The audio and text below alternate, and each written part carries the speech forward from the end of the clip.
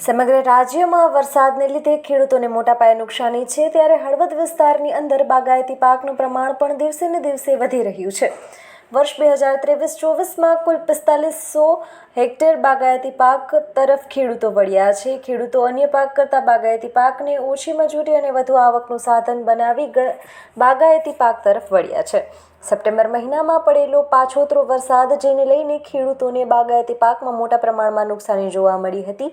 ખેડૂતોને વરસાદને લઈને વિન્ટેજ નામનો રોગ પણ કાળી ફૂગ આ બંને રોગ દાડમની અંદર ધીમે ધીમે પ્રવેશ કરી દાડમના છોડને જળમૂળથી સુકાવી નાખે છે, સાથે સાથે દાડમને અંદરથી ખરાબ કરી નાખે છે।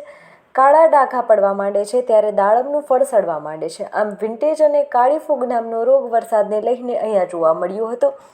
દર વર્ષે ખેડૂતો 90થી 100 રૂપિયા સુધીના ભાવના કિલોમાં મળતા હોય છે, ત્યારે હવે 40થી લઈને 60 રૂપિયા સુધીનો દાડમનો ભાવ મળી રહ્યો છે।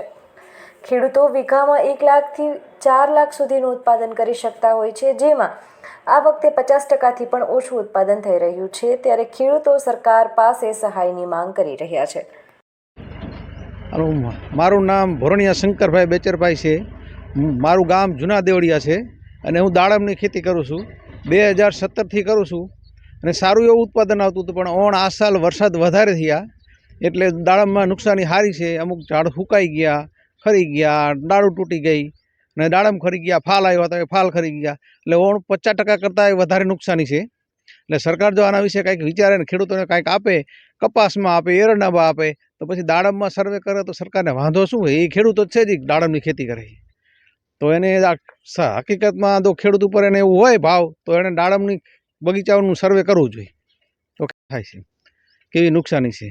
અને બહુ નુકસાની છે દાડમમાં, એમાં બાગાયતી પાકમાં વધારે નુકસાની છે। ડ્રોપિંગ થઈ ગયું, ફાલ આવ્યા તો બધા તૈયાર હતા એનું।